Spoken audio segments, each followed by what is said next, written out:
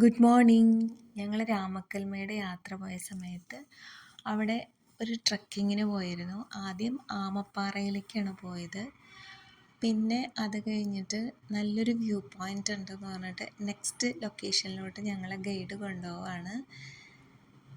അങ്ങനെ ഈ റൂട്ട് കുറച്ച് നടന്നു പോകണം, ഇതിൽ കൂടെ വണ്ടിയൊന്നും പോവില്ല.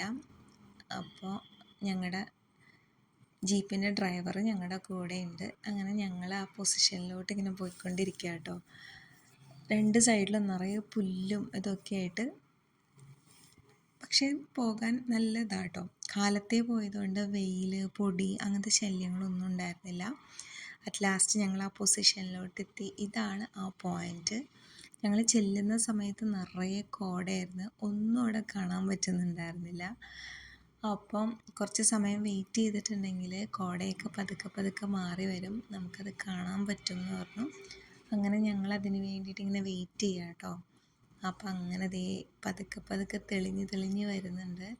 സൂര്യൻ ഉദിച്ച് വരുന്നതനുസരിച്ചിട്ട് നമുക്ക് കോട ഇങ്ങനെ മാറി മാറി കിട്ടിയിട്ടുണ്ട്. ഇതാട്ടോ ശരിക്കും രാമൻ്റെ കാല് പതിച്ച രാമൻ്റെ കല്ല് അങ്ങനെ പറയുന്ന ആ ഒരു സ്പേസ് ഇതാണ്.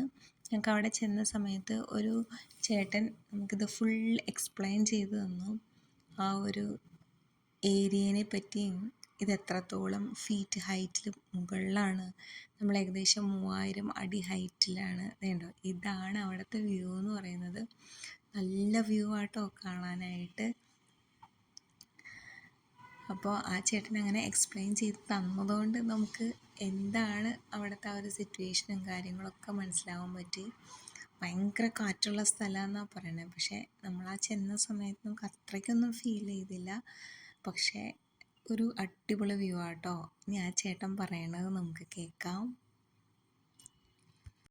നമ്മൾ കോടയുടെ മണ്ട നിൽക്കുന്ന മാതിരിയാണ്, മഞ്ഞുകെട്ടയുടെ മണ്ട നിൽക്കുന്ന മാതിരിയാണ്.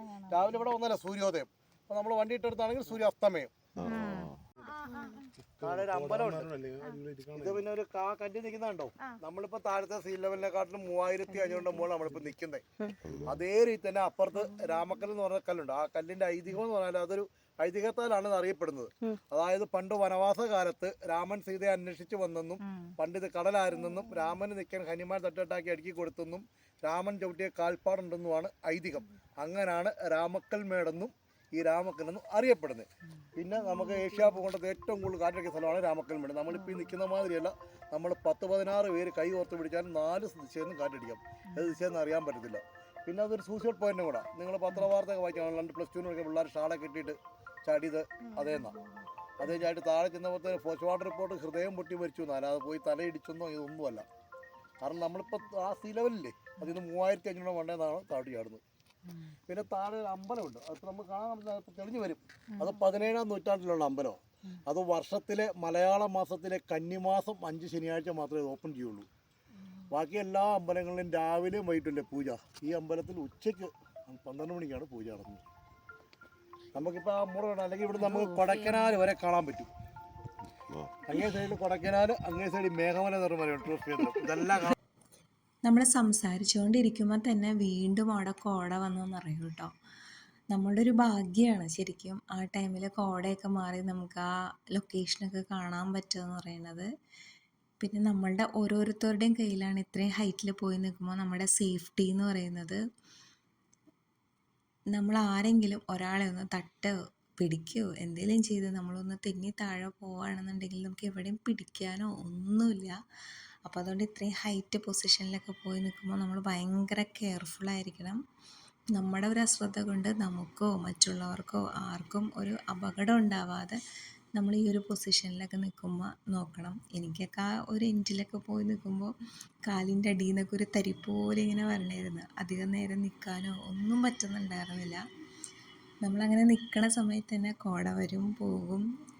ആ ഒരു കാഴ്ച തന്നെ ഭയങ്കര രസമാണ് കേട്ടോ. അപ്പോൾ രാമക്കൽമേടൊക്കെ പോകുന്നവർ ട്രക്കിങ്ങിന് പോകുമ്പോൾ എന്തായാലും ഈ സ്ഥലമൊക്കെ നമ്മൾ കവർ ചെയ്യും.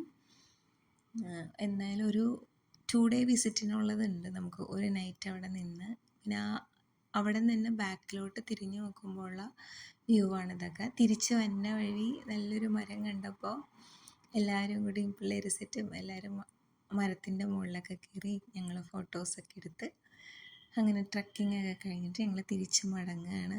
പൈനാപ്പിളൊക്കെ കഴിച്ച് നമുക്കിങ്ങനെ പോകുമ്പോൾ ഉപ്പും മുളകും ഇതൊക്കെ കിട്ടുന്ന പൈനാപ്പിൾ നല്ല അടിപൊളിയാണല്ലേ.